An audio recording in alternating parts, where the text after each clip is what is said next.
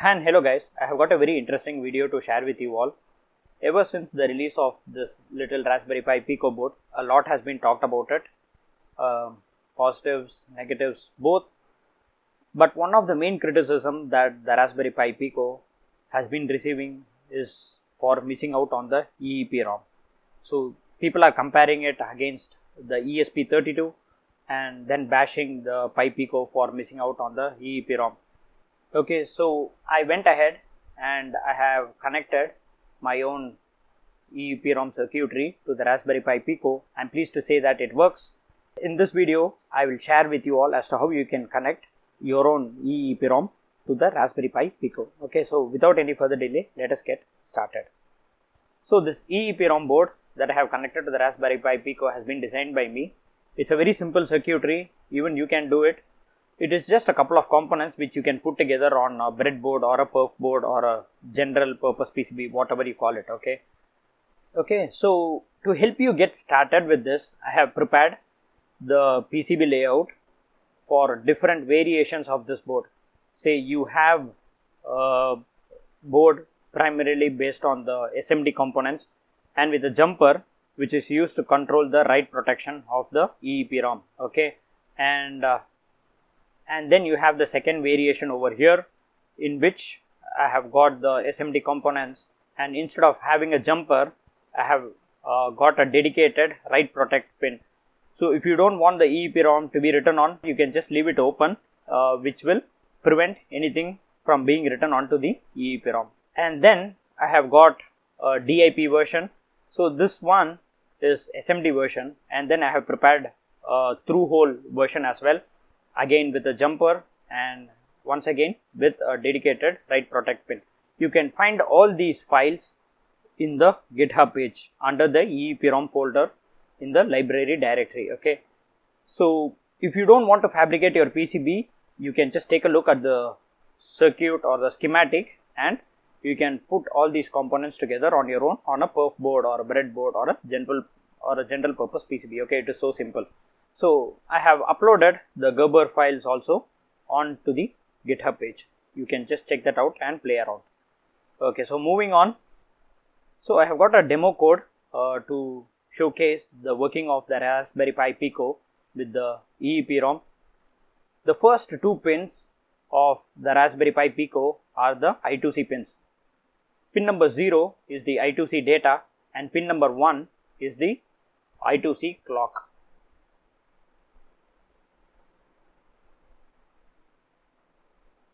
Okay, so I have connected pin number 1 and 2 of the Raspberry Pi Pico to the I2C pins of the EEPROM board. So these are the basic lines of code for creating an instance of an I2C device. In this case, it is an EEPROM. So in order to get this code or demo working, you need the EEPROM library. The EEPROMs come in varied sizes. Say what I have got connected is a 4 kilobyte version, that is 32 bits version, and then you have different variations in this EEPROM that goes up to say 1 meg or even above that. Okay, so I have attached a sample library for 8 kilobyte version of the EEPROM as well. So you can compare the 4 kilobyte version and the 8 kilobyte version and make the changes accordingly for any other variations of the EEPROM that you would use. Okay, so the EEPROM model that I am using here is 24C32 or also 4 kilobytes. The 32 over here stands for 32 bits or otherwise 4 kilobytes. So the first step to work with the EEPROM is to have this library on your Raspberry Pi Pico. So right now we are working in a MicroPython environment. I have not tested this on CircuitPython yet. So in order to get the EEPROM working in MicroPython, first you need to import the EEPROM library. Okay, so click on the file menu and then choose open. Select this computer first and then head over to the location where you have the EEPROM library downloaded.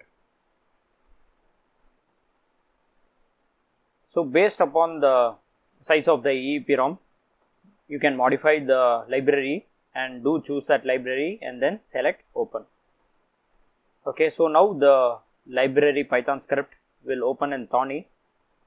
After that, head over to the file menu again and choose save as, and then choose Raspberry Pi Pico. Give a name to the file. The file name should be the same as what you have got over here.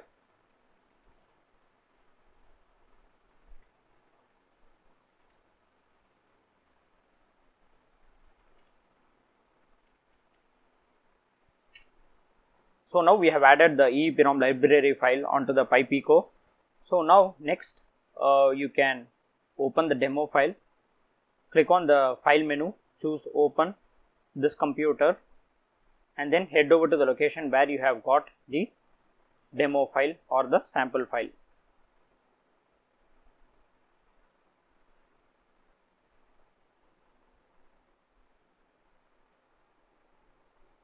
Okay, so straight away this should work, and if you have given some other name for the EEPROM library, then you should make the changes over here. I have commented out various EEPROM instructions over here. First, we need to scan or get the I2C address of the EEPROM. Click on the run button, and down below you should get the address of your EEPROM. Okay, so right now in my case the address of the EEPROM is 80. So now you can uncomment the line of code that creates an instance of the EEPROM. Say if your address is something different from 80, please do change the address of your EEPROM over here. Okay, so to start with, we will first read the contents of the entire EEPROM.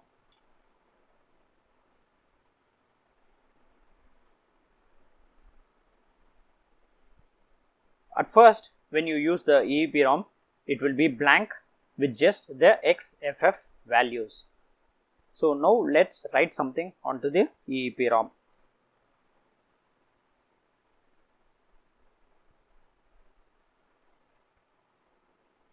So I'll be writing a string called test string onto the EEPROM. Okay, so the test string has been written. Now let's check for the EEPROM contents.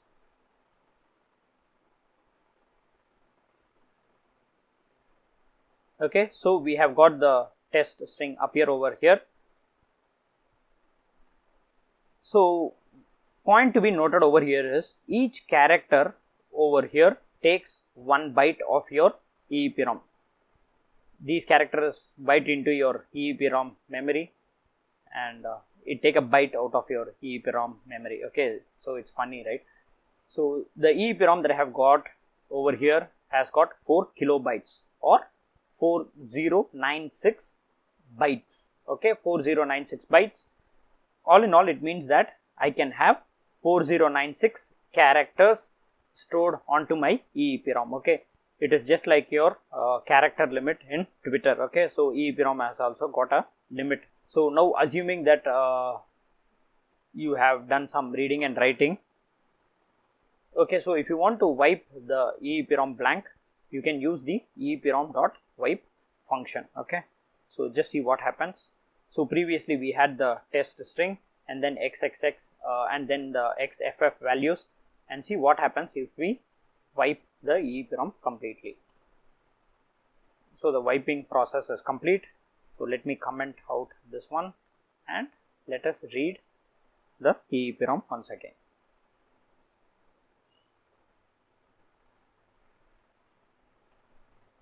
So as you can see, the test string has been replaced with XFF values.